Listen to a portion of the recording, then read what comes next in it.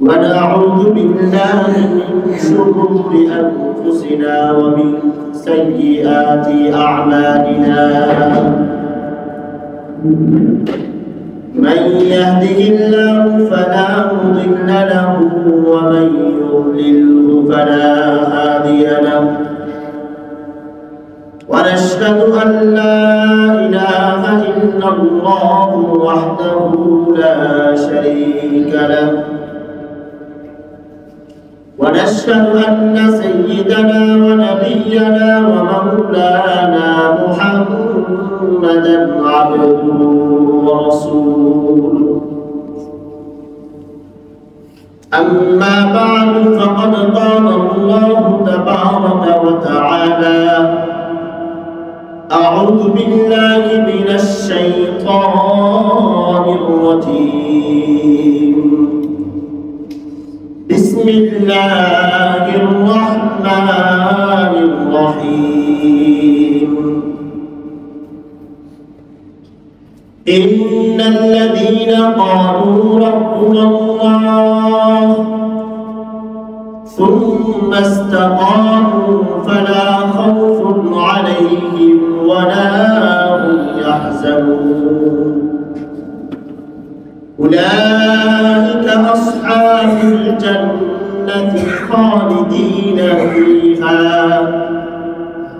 جزاء بما كانوا يعملون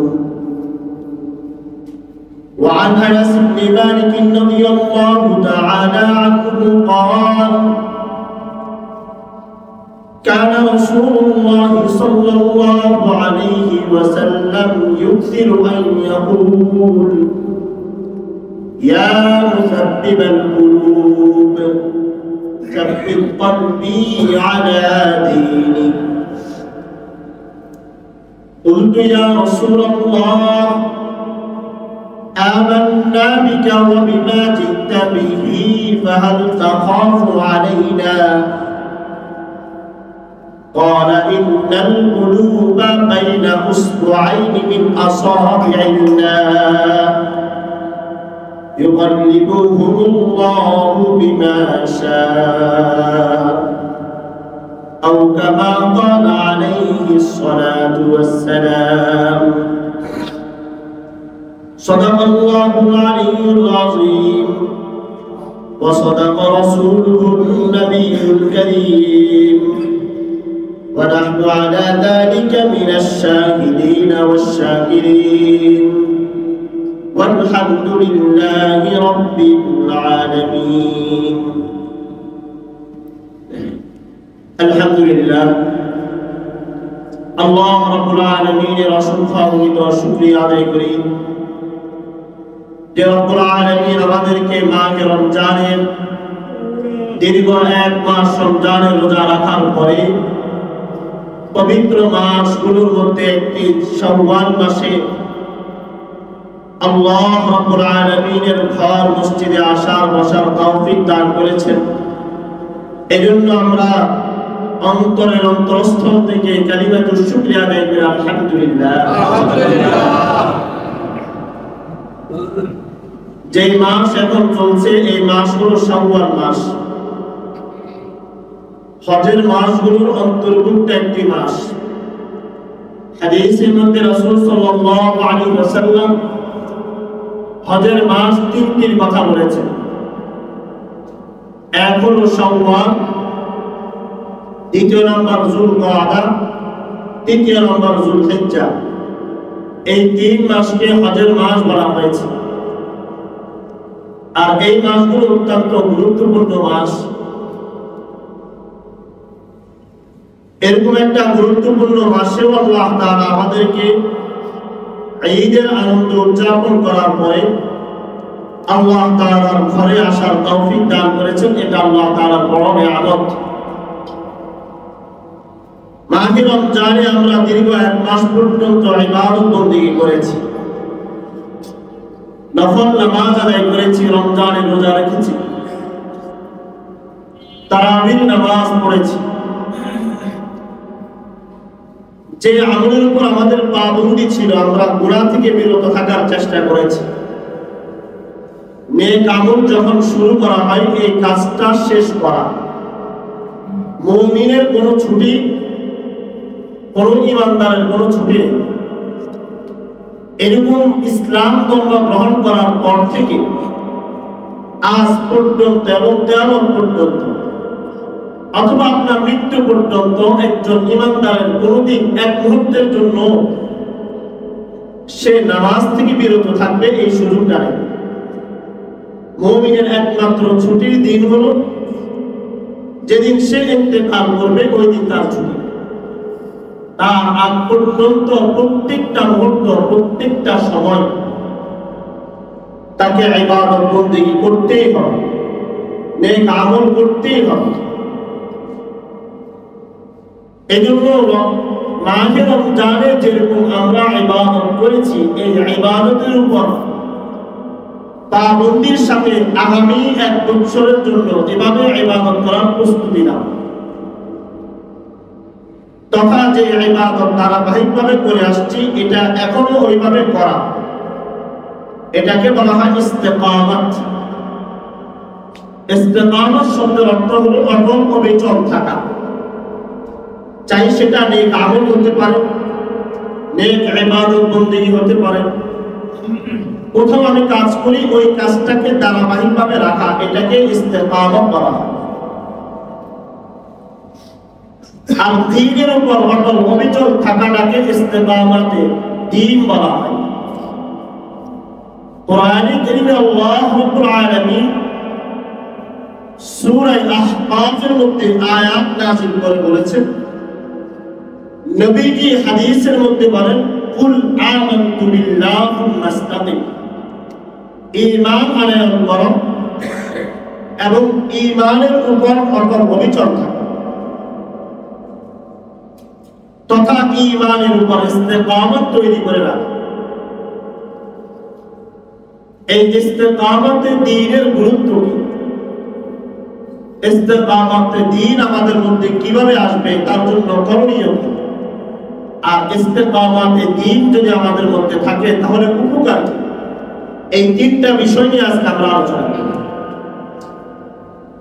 আল্লাহ রাব্বুল আলামিন সর্বপ্রথম কোরআনের মধ্যে যে আয়াতে একটা আলোচনা নিয়ে আসছেন, আল্লাহ রাব্বুল আলামিন সূরা মাআরিজের মধ্যে বলেন, ইন্নাল ইনসানা খুলিকা হালুআ, নিশ্চয় আমি মানুষগুলোকে দ্রুতগামী বানিয়েছি, আমি মানুষের মধ্যে লোভ দিয়েছি। আল্লাহ তাআলা এখানে হালুআ শব্দের মধ্যে মুফাসসিরিনে কেরাম বলেন, হালুন শব্দের অর্থ হচ্ছে অত্যাধিক লোভী। আল্লাহ তাআলা বলেন, আমি মানুষকে সৃষ্টি করেছি লোভী বানিয়ে, তাড়াহুড়া জাতি বানিয়ে, পেরেশানগ্রস্ত জাতি হিসেবে মানুষকে সৃষ্টি করেছি। কিভাবে? এর ব্যাখ্যা পরবর্তী আয়াতে আল্লাহ তাআলা বলেন, ইদা মাসাহুশ শাররু জাযুআ, যখন মানুষের কাছে অকল্যাণ খারাপ কিছু পৌঁছে তখন সে হাই হুতাশ শুরু করে দেয়, আহারে কিভাবে বিপদ আসে, কিভাবে এটা হয়ে গেল। তাহলে মন্দ জিনিস আসলে মানুষ হাই হুতাশ শুরু করে দেয়। ওয়া ইদা মাসাহুল খায়রু মানুআ, যখন মানুষের কাছে ভালো কিছু পৌঁছে তখন মানুষ কৃপণ হয়ে যায়।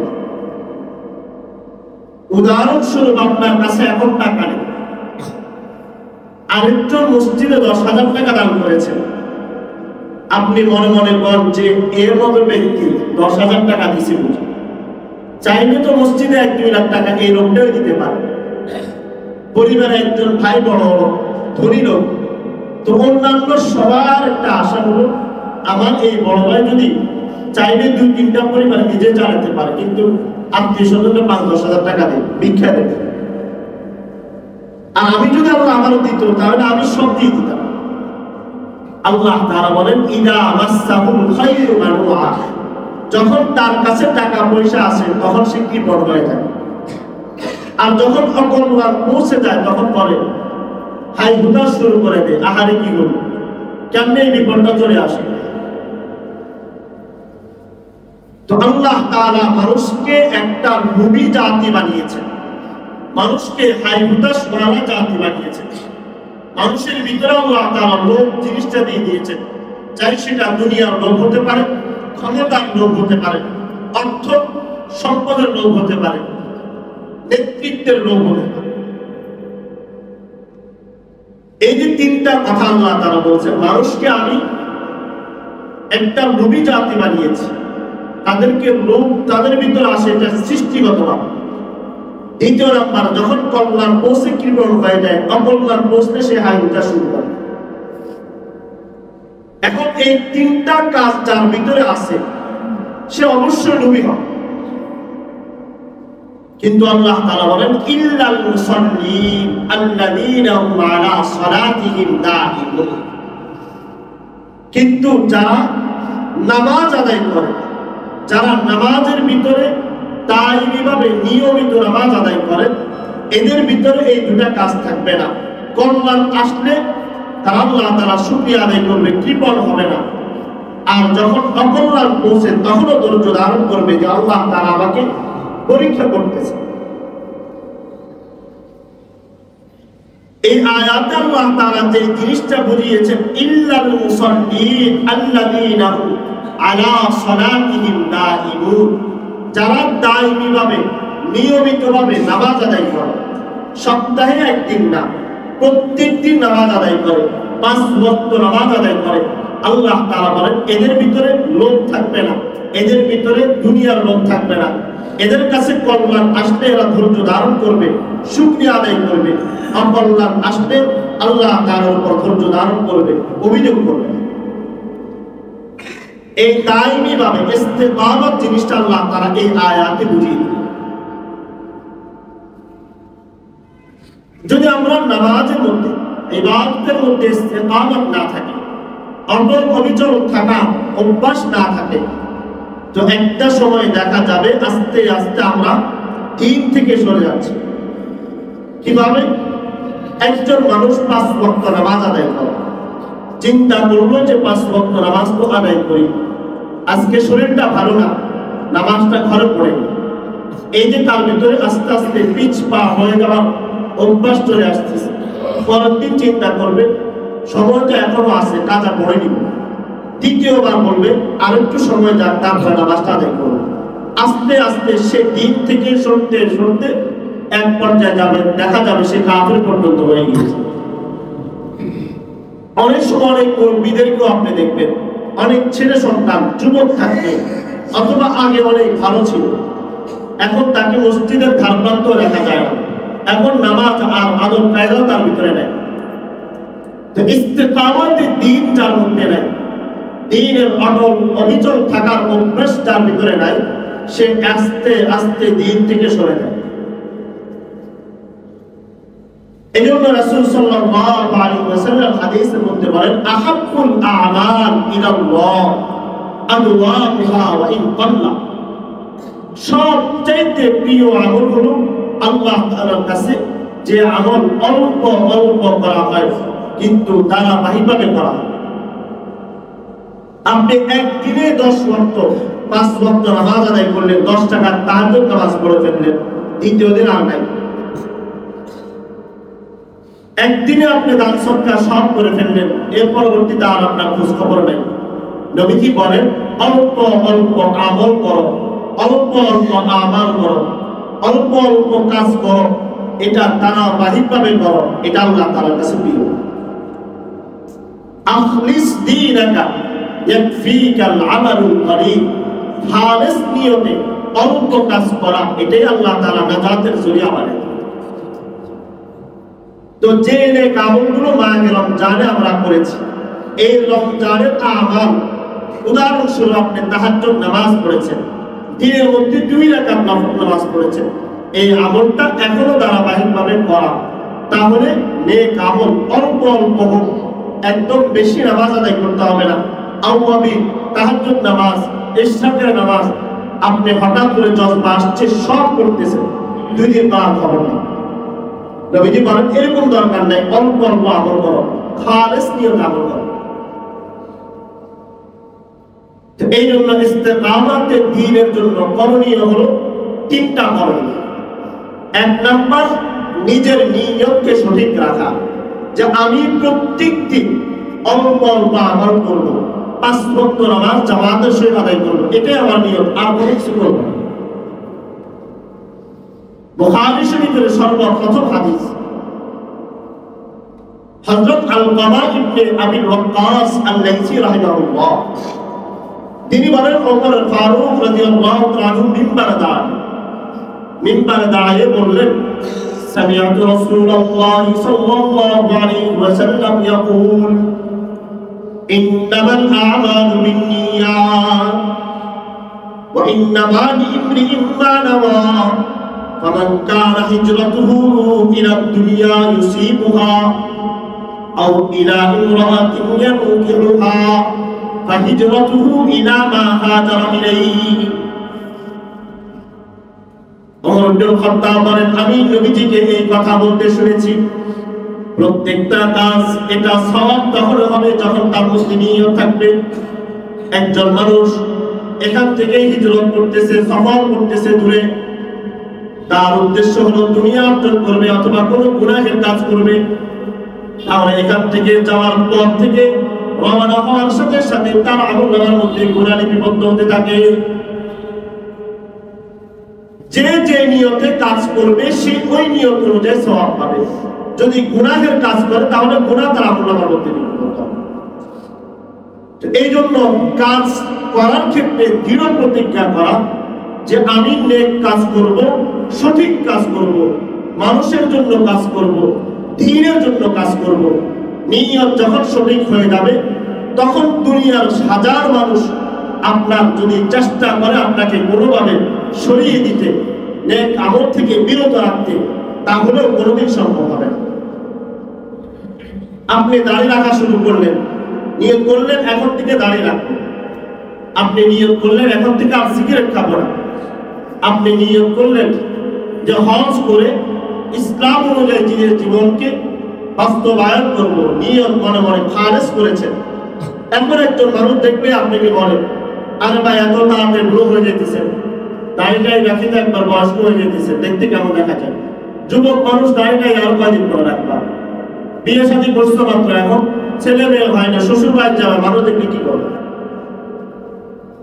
আপনার নিয়ত, আমি খালেস নিয়ত করেছি ইনশাআল্লাহ দ্বীন অনুযায়ী চলবো। তো নবীজি বলেন, ইন্নামাল আ'মালু বিন্নিয়াত ওয়া ইন্নামা লিইমরিইন মা নাওয়া, যেটাই নিয়ত করবে ওটাই আল্লাহ তাআলা বাস্তবায়ন করার সুযোগ করে দিবেন।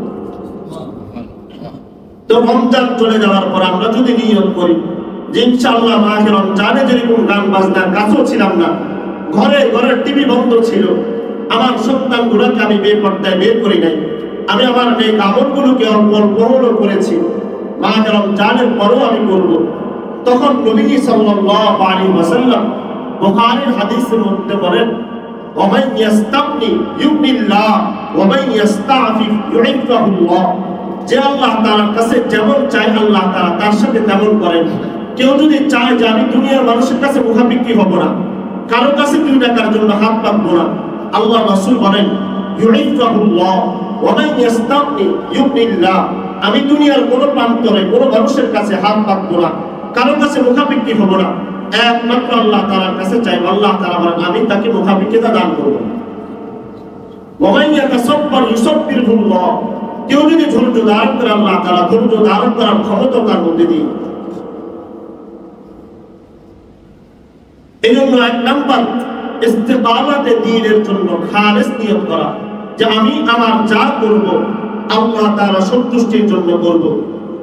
2 নাম্বার, আল্লাহ তাআলার জাতকে সামনে রাখা,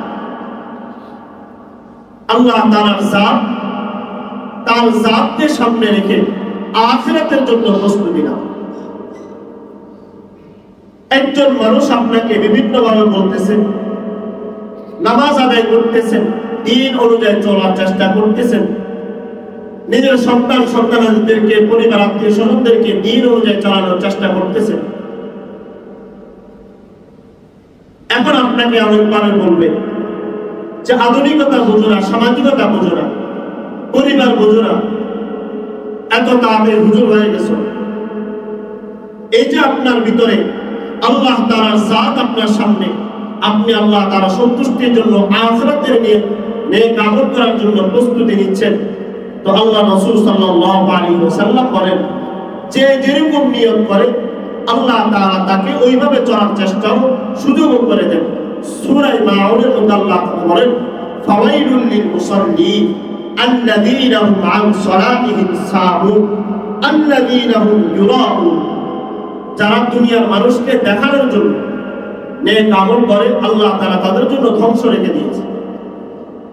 আর যদি নিয়ত থাকে একমাত্র আল্লাহ তাআলা সন্তুষ্টির জন্য, তখন দুনিয়ার মানুষ দেখুক আর না দেখুক, আপনি দান সদকা করতেছেন কেউ জানে নাই, কিন্তু আল্লাহ তাআলা জানেন। তাহলে ওই নেক আমল করাটাও আপনার জন্য আল্লাহ তাআলা সহজ করে দিবেন। তো ইস্তেকামাতে দ্বীনের জন্য দ্বিতীয় নাম্বার হলো আখিরাতের প্রস্তুতি গ্রহণ করা। তৃতীয় নাম্বার ইস্তেকামাতে দ্বীন, দ্বীনের উপর অটল অবিচল থাকার জন্য আল্লাহ তাআলার কাছে দোয়া করা। আপনি আর আমি মনে করি যে আমরা তো হেদায়েত পেয়ে গিয়েছি, পাঁচ ওয়াক্ত নামাজ আদায় করি। একজন বেনামাজিকে দেখলে আপনি সাথে সাথে বলেন এতে তো জাহান্নামে এমনি চলে যাবে, দাঁড়িয়ে রাখে না, এতে তো নবীর সামনে উম্মত বলে কিভাবে প্রচার করবে, প্রকাশ করবে। আপনি দিন 40 বছরের মধ্যে 50 বছর হায়াতের জিন্দেগিতে শেষ সময় এসে মাত্র 2 বছর হয়েছে তাবলীগের মাধ্যমে দিন পেয়েছেন, অথবা কোনো ওয়াইজের কথা শুনে, কোনো বক্তার কথা শুনে দিন পেয়েছেন, অথবা বালা মুসিবতে বিপদে নিপতিত হওয়ার পর আপনি দিন পেয়েছেন। আপনি 2 বছর হয়েছে নামাজ পড়া শুরু করেছেন, এখন থেকে আপনি বলেন অমুক জাহান্নামে, এত তো জীবনও জান্নাতে যাবে, অমুকে সুদখোর, এত জাহান্নাম তার জন্য অবধারিত। আপনি আর আমি এখানে বসে বসে জান্নাতের ফয়সালা দিয়ে আর জাহান্নামের ফয়সালা দিই। অথচ আল্লাহ রাব্বুল আলামিন চাইবেন আমার মতো একজন আলেম যে ছোটবেলা থেকে দ্বীনের উপর আছে, 40-50 বছর দ্বীনের সাথে লেগে আছে, বুখারী শরীফ পড়াচ্ছে, আল্লাহ তাআলা চাইলে হেদায়েত থেকে বঞ্চিত করে দিতে পারে, কোনো সন্দেহ নেই। একজন মানুষ এখন সুদ খাইতেছে, আশা করা যায় কোনো একদিন সে মনে মনে তওবা করে আল্লাহ তাআলার প্রিয় বান্দা হয়ে যাবে, কিন্তু আমি আর আপনি তো জানি। এই জন্য আল্লাহ তাআলা সূরা আলে ইমরানের মধ্যে দোয়া শিখিয়ে দিয়েছেন, রব্বানা লা তুযিগ কুলুবানা বা'দা ইয হাদাইতানা ওয়া হাব লানা মিন লাদুনকা রাহমা ইন্নাকা আনতাল ওয়াহ্হাব। আনাস ইবনে মালিক রাদিয়াল্লাহু তাআলা আনহু বলেন, নবীজি সাল্লাল্লাহু আলাইহি ওয়াসাল্লাম বেশিরভাগ সময় এই দোয়া করতেন, ইয়া মুকাল্লিবাল কুলুব সাব্বিত কলবি আলা দীনিক। হে অন্তরের পরিবর্তনকারী, হে অন্তরের পরিবর্তনকারী আল্লাহ, আপনি আমার এই দিন, আমার এই অন্তরটাকে ঈমানের উপর, দ্বীনের উপর অটল অবিচল রেখে দেন। নবীজি আল্লাহ তাআলার কাছে দোয়া করতেছেন, হে অন্তরের পরিবর্তনকারী আল্লাহ, আপনি আমাকে দ্বীনের উপর রাখেন। আনাস ইবনে মালিক জিজ্ঞেস করলেন, ইয়া রাসূলুল্লাহ আমান্না বিকা ওয়া বিমা জিতা বিহি। ইয়া রাসূলুল্লাহ, আমরা তো আপনার উপর ঈমান আনয়ন করলাম, আমরা আপনি যা যা বলতেছেন সব কিছু পালন করলাম। ফাহাল তাখাফু আলাইনা, এত কিছু করার পর আপনি আমাদের উপর ভয় করেন যে আল্লাহ তাআলা আমাদের কর্ম পরিবর্তন করে দিবে, জীবনে একটা সময় আমরা বেঈমান হয়ে যেতে পারি, অথবা একজন বেঈমান ছিল সে ঈমানের হেদায়েত পেয়ে যেতে পারে, আপনি আমাদের উপর এরকম ভয় করেন। আল্লাহ রাসূল সাল্লাল্লাহু আলাইহি ওয়াসাল্লাম বলেন, ইন্নাল কুলুব বাইনা উসবুআইনি মিন আসাবি'ল্লাহ। আল্লাহ তাআলার কুদরতি দুটো আঙ্গুলের উপর এই মানুষের অন্তর, এখানে আমাদের আল্লাহ তাআলার কুদরতি দুটো আঙ্গুলের উপর আল্লাহ তাআলা এই আঙ্গুল দুটার উপর মানুষের হৃদয়টা থাকে, অন্তরটা থাকে। ইউকাল্লিবুহুমুল্লাহু বিমা শা, আল্লাহ তাআলা চাইলে আপনার অন্তরটা পরিবর্তন করে দিতে পারে। এই জন্য দেখা গিয়েছে কাবার ইমাম তারাবির নামাজ আদায় করেছেন, তার পিছনে লক্ষ লক্ষ মুসলমান নামাজ পড়েছে, কিন্তু পরবর্তীতে সে সিনেমা করতেছে। অথচ কাবার ইমাম, ওরকম বহু আলেম দেখবেন, একটা সময় বড় আলেম ছিল, ফেসবুকে ভাইরাল হয়ে গিয়েছে, এখন তার দায়টাই সে অন্যের প্রতি আসক্ত, এখন অমুকের মতো সিনেমা তৈরি করছে। এই জন্য হেদায়েত একমাত্র আল্লাহ তাআলার কাছে। ইস্তেকামাতে দ্বীনের উপর অটল অবিচল থাকার জন্য আল্লাহ তাআলার কাছে দোয়া ছাড়া আর কোনো উপায় নেই। যে কোনো সময় আল্লাহ তাআলা পরিবর্তন করে দিতে পারে। সমাজের সবচেয়ে নিকৃষ্ট মানুষটাও একটা সময় আল্লাহ তাআলা প্রিয় বান্দা হয়ে যেতে পারে। আপনি আর আমি কখনো বলতে পারি না যে আব্দুল কাদের জিলানী জান্নাতে গেছে, শাহজালাল, শাহপরান, ইয়ামানি এরা জান্নাতে গেছে, কেউ গ্যারান্টি দিয়ে বলতে পারে না। আবার সমাজের মধ্যে অমুক ব্যক্তি জাহান্নামে চলে গেছে, এটাও কেউ বলতে পারে না। কারণ জান্নাত জাহান্নামের গ্যারান্টি আর আপনার আমার কাছে নেই। হয়তো কোনো একটা নেক আমলের কারণে আল্লাহ তাআলা জান্নাত দিয়ে দিয়েছেন, অথবা কোনো একটা বদ আমলের কারণে জাহান্নাম দিয়ে দিয়েছে। আব্দুল্লাহ ইবনে মুবারকের ঘটনা আমরা প্রায় সময় বলে থাকি। ওনার ইন্তেকালের পরে কেউ একজন স্বপ্নে দেখেছে, জিজ্ঞেস করলো, হে আব্দুল কাদের জিলানী, তুমি এত এত নেক আমল করেছো, তো আল্লাহ তাআলা তোমাকে কোন আমলের কারণে জান্নাত দিয়েছেন? তিনি বললেন যে জান্নাত আমাকে তো আল্লাহ তাআলা দিয়েছেন, কিন্তু আমার চাইতে একজন কামারকে, যে আমার ঘরের পাশে ছিল, তাকে আল্লাহ তাআলা আমার চাইতে দামি জান্নাত দিয়েছে। ওই কামারের খোঁজ খবর নিয়ে জানার পরে এতটুকু জানা গেল যে কামার আব্দুল্লাহ ইবনে মুবারকের দিকে তাকায় তাকায় রাত্রিবেলায় কান্না করতেন।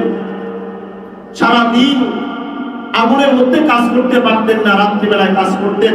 আর কাজ করার সময় দেখতেন আব্দুল্লাহ ইবনে মুবারক ঘরের ছাদের উপর দাঁড়িয়ে দাঁড়িয়ে তাহাজ্জুদ নামাজ আদায় করতেছে। কামার শুধু আফসোস করত, আমি যদি কামার না হতাম, আমি যদি ধন দৌলতওয়ালা হতাম, তাহলে আব্দুল্লাহ ইবনে মুবারক আমি তোমার মতো ইবাদত করতাম। শুধু বলে এতটুকু নিয়ম যে আমার যদি আল্লাহ তাআলা সামর্থ্য দিত, তাহলে আমি এই রাত্রিবেলায় কামারের কাজ করতাম না, আমি তোমার মতো ইবাদত করতাম। এই নিয়তের কারণে আল্লাহ তাআলা আব্দুল্লাহ ইবনে মুবারকের চেয়ে বড় জান্নাত দিয়ে দিয়েছেন। এই জন্য আমরা যখন নামাজ আদায় শুরু করি, দ্বীনের পথে আসা শুরু করি, দাড়িটা রাখতে শুরু করি, তখন অন্যকে ঘৃণা করি। অন্যকে ঘৃণা করার কোনো সুযোগ নেই। একমাত্র পাপকে এবং পাপীকে, যারা কাফের, তাদের ক্ষেত্রে করা যে ঘৃণা করতে পারেন। আপনি যদি বলেন আমি শুধু পাপকে ঘৃণা করি, পাপীকে না, তার মানে আপনার কাছে আবু জাহেল প্রিয়।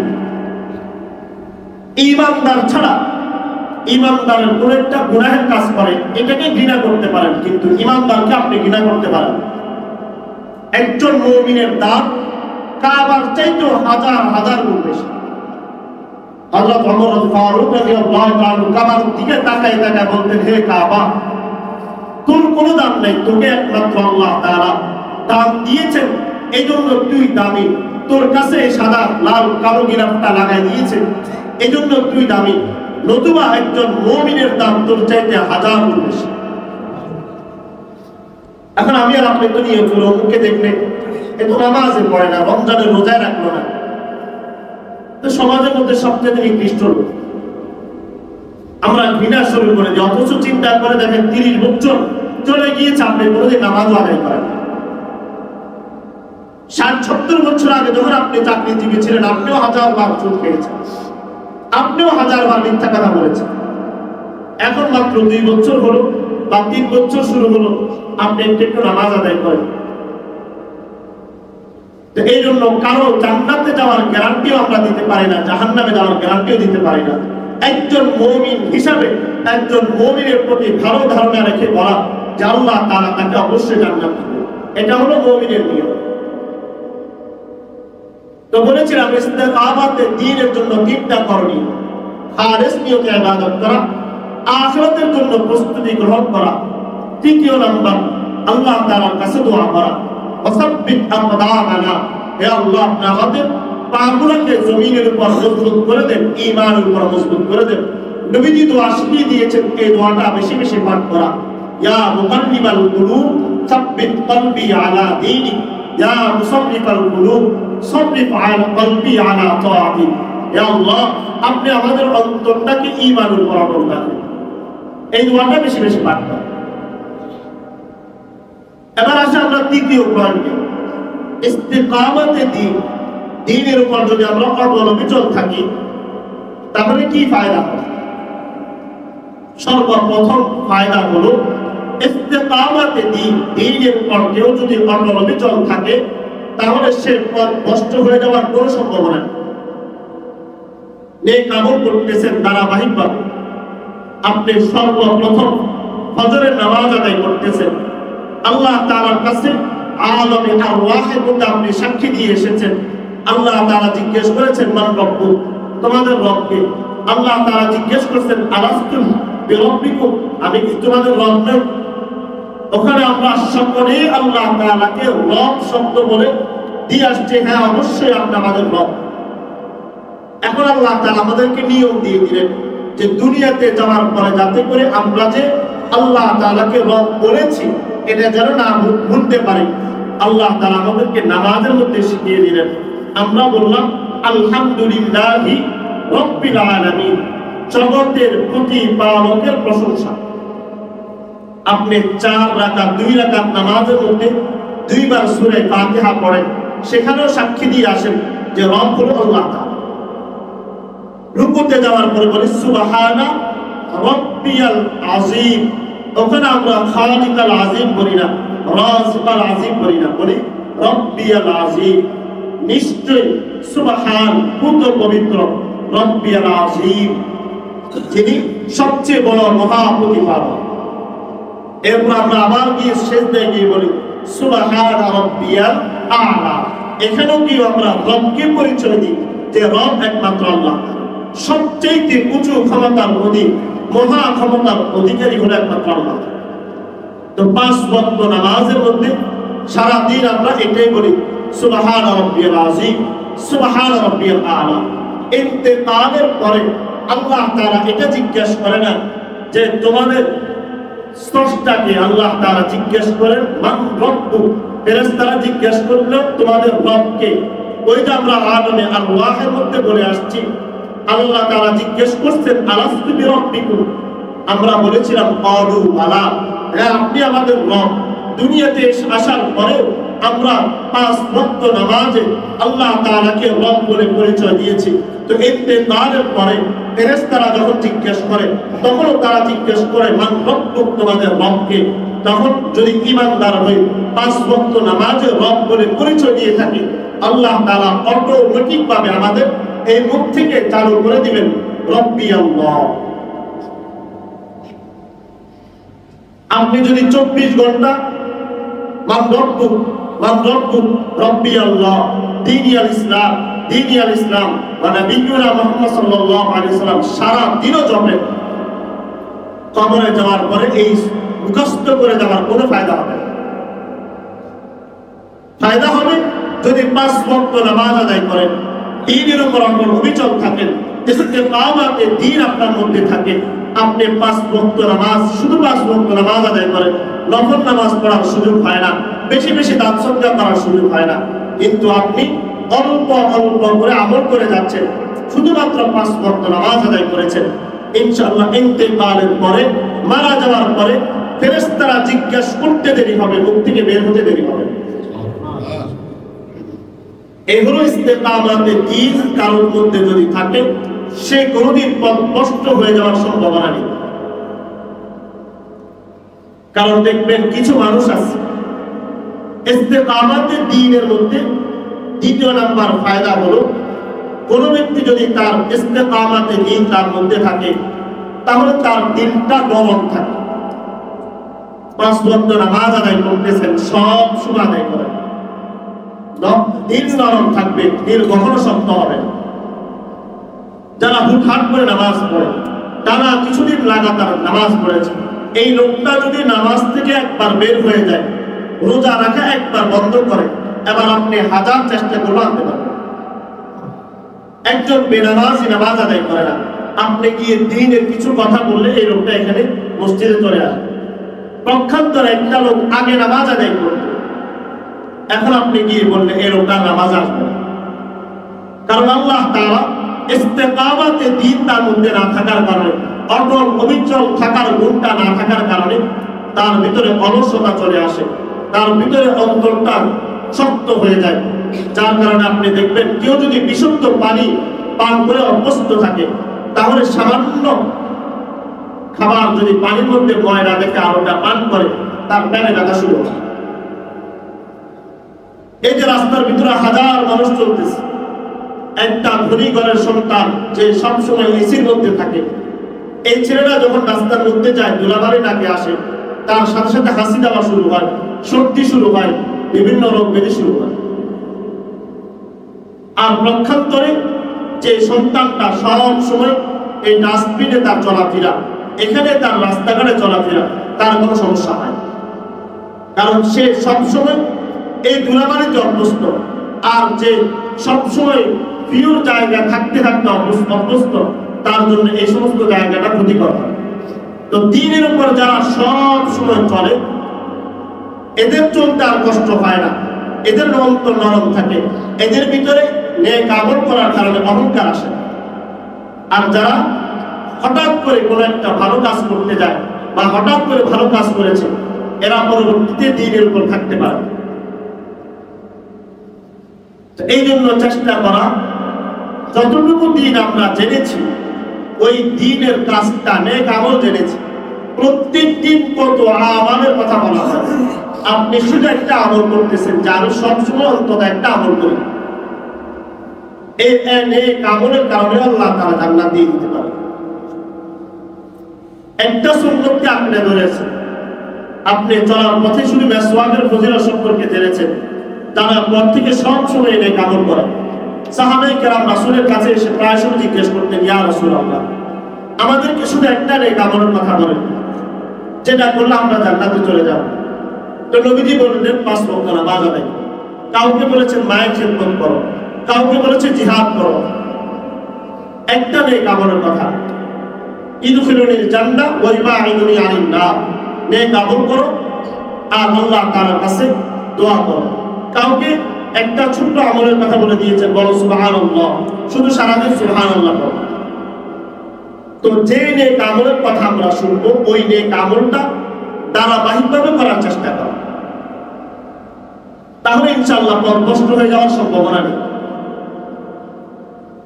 তাফসীরে কুরতুবী, আল্লামা কুরতুবী রাহমাতুল্লাহ আলাইহি শ্রেষ্ঠ একজন মুফাসসির, যার তাফসীরের কিতাব ছাড়া কেউ যদি মুফাসসির হতে চায় তার পক্ষে সম্ভব নয়। তাফসীরে কুরতুবীর এই লেখক যখন ইন্তেকাল করার একদম পূর্ব মুহূর্ত সময় অসুস্থ হয়ে গেলেন, তখন লোকেরা তার কাছে গিয়ে বলতেছেন যে হযরত, আপনি বেশি বেশি বলেন যে আল্লাহ আল্লাহ আল্লাহ আল্লাহ, বেশি বেশি বলেন, লা ইলাহা ইল্লাল্লাহ বেশি বেশি পড়েন, তাহলে ইন্তেকালের সময় আপনার মুখ থেকে কালিমা বের হবে। কিন্তু উনি বারবার নিষেধ করতেছেন যে না, আমি কালিমা পড়তে পারবো না। এখন তাফসীরে কুরতুবী, আল্লামা কুরতুবীর মতো একজন ব্যক্তি যদি ওই অবস্থায় মারা যায়, তাহলে পুরো পৃথিবীর ইতিহাসের মধ্যে একটা জঘন্যতম অধ্যায় তৈরি হবে যে অমুক বড় মুফাসসির ইন্তেকালের সময় মুরতাদ হয়ে মারা গেছে। আল্লামা কুরতুবী রাহমাতুল্লাহ আলাইহি কিছুদিন পরে সুস্থ হওয়ার পরে ওনাকে জিজ্ঞেস করা হলো যে আপনার সামনে গিয়ে আমরা জিজ্ঞেস করলাম কালিমা পড়ার জন্য, আপনি তো আমাদেরকে নিষেধ করলেন। তখন কুরতুবী রাহমাতুল্লাহ আলাইহি বলেন যে মানুষ যখন ইন্তেকাল করতে যায়, তখন দুটা শয়তান তার কাছে যায়।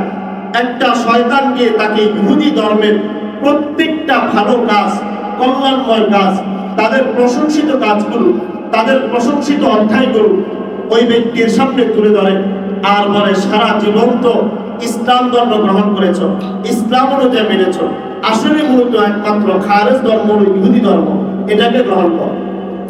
তো অনেক মুমিন তখন এই কাজটা দেখে, এদের বক্তব্য শুনে, শয়তানের বক্তব্য শুনে সাথে সাথে ঈমান ছেড়ে দেয় আর ইহুদি ধর্ম গ্রহণ করে। তিনি বলেন, আমার কাছেও একটা ইহুদি, একটা শয়তান আসছে আর আমাকে এভাবে বলছে, তখন আমি বলছি না না, আমি বলবো। আবার একটু পরে আমার কাছে খ্রিস্ট ধর্মের একটা বড় শয়তান আমার কাছে আসছে, এসে তারা আমাকে বলতেছে, আপনি এই যে খ্রিস্টান ধর্ম সবচাইতে বেশি বড় ধর্ম, সর্বশেষ হযরত ঈসা আলাইহিস সালাম দুনিয়াতে আসবেন, তার মানে হল তার মর্যাদা অনেক বেশি, এজন্য আপনি এটা মানেন। ইমাম কুরতুবী বলেন আমি তখন বলেছি না, আমি তোমাকে এই দিন মানতে রাজি। তো ছাত্ররা বলল আমরা তো আপনাকে জিজ্ঞেস করেছি কালিমা পড়ার জন্য, আপনি তখন না না বললেন। তিনি বললেন আমি দুইবার না বলেছি, এক না বলেছি ওই শয়তানের উত্তর দিয়েছি, আরেক না বলেছি ওই ইহুদি ধর্মের যে শয়তান তাকে না বলেছি। এটা হলো শয়তান মানুষকে সর্বশেষ এসে যে চক্রান্তগুলো করে, মানুষের সর্বশেষ এসে শয়তান যে আমাদেরকে প্ররোচনা দেয়। এই জন্য আল্লাহ তাআলা কুরআনে কারীমের মধ্যে বলেন ইউসাব্বিতুল্লাহু আল্লাযীনা আমানু বিল কওলি সাবিতি ফিল হায়াতিদ দুনিয়া ওয়া ফিল আখিরাহ, যারা ইস্তিকামাতে দ্বীনের উপর থাকে, ইউসাব্বিত যারা অটল অবিচল থাকে, আমানু ঈমানদারদের মধ্যে, বিল কওলি সাবিতি কালিমায়ে তাওহীদের উপর, ফিদ দুনিয়া ওয়াল আখিরাহ আল্লাহ তাআলা তাদেরকে দুনিয়াতেও ঈমানের উপর মজবুত রাখেন, আখিরাতেও আল্লাহ তাআলা ঈমানের উপর মজবুত রাখেন। শয়তান যতই চক্রান্ত করুক, ইন্তেকালের পূর্ব মুহূর্ত সময় তাকে যতই প্ররোচনা দেয়, যত ধরনের তাকে ষড়যন্ত্র করে ঈমান থেকে বের করতে চেষ্টা করে, আল্লাহ তাআলা বলেন ইউসাব্বিতুল্লাহু আল্লাযীনা আমানু ফিল হায়াতিদ দুনিয়া ওয়া ফিল আখিরাহ, দুনিয়াতেও আমি তাকে ঈমানের উপর অটল অবিচল রাখবো, আখিরাতেও। এগুলো নেক আমল ধীরে ধীরে সব সময় ধারাবাহিকভাবে করবে। সর্বশেষ ইস্তেকামাতে দ্বীন যদি তারা ভিতরে থাকে, নেক আমল করেছে, এখন ধারাবাহিকভাবে এটাকে চালিয়ে যাচ্ছে। আল্লাহ তাআলা বলেন ইন্নাল্লাযীনা ক্বালু রাব্বুনাল্লাহ সুম্মা ইসতাকামু, যারা বলে আমাদের রব আল্লাহ তাআলা, এরপর ঈমানের উপর অটল অবিচল থাকে, কোনো ধরনের পিছপা না হয়, নেক আমলগুলো ধারাবাহিকভাবে করে, ফালা খাউফুন আলাইহিম ওয়ালা হুম ইয়াহজানুন, এরা চিন্তিত হবে না, এরা পেরেশান হবে না। উলাইকা আসহাবুল জান্নাহ, সর্বশেষ এদের ঠিকানা হলো জান্নাত, খালিদিনা ফিহা, এবং তারা সেখানে চিরস্থায়ী। এই জন্য আমাদের যতটুকু চেষ্টা, নেক আমল যদি শুনি, অনেক সপ্তাহ, প্রত্যেক সপ্তাহে আপনি কত আলোচনা শুনেন, কত হুজুরের বয়ান শুনেন, ইউটিউবে বয়ান শুনেন, এত নেক আমল করার শক্তি আপনার মধ্যে নাই, তাহলে একটা সঠিক আমল, একটা নেক আমল আপনি ধারাবাহিকভাবে করে যান, হয়তো আল্লাহ তাআলা ওই নেক আমলের উসিলায়, ধারাবাহিকতার কারণে আল্লাহ তাআলা আপনার এই নেক আমলের কারণে আল্লাহ তাআলা সর্বশেষ মৃত্যুর সময় কালিমা নসিব করবেন, এবং আল্লাহ তাআলা কিয়ামতের দিবসে জান্নাতুল ফিরদাউস নসিব করবেন। আল্লাহ রাব্বুল আলামিন আমাদেরকে মাহে রমজানে যেরকম আমরা নেক আমল করেছি, আল্লাহ তাআলা যেন এই নেক আমলগুলো আমাদেরকে মৃত্যুর আগ পর্যন্ত ধারাবাহিকভাবে করার তৌফিক দান করেন। আল্লাহ তাআলা আমাদেরকে কবুল করুন। আখির দাওয়ানা আলহামদুলিল্লাহি রাব্বিল আলামিন। আলহামদুলিল্লাহ। আমরা প্রত্যেকে সাদা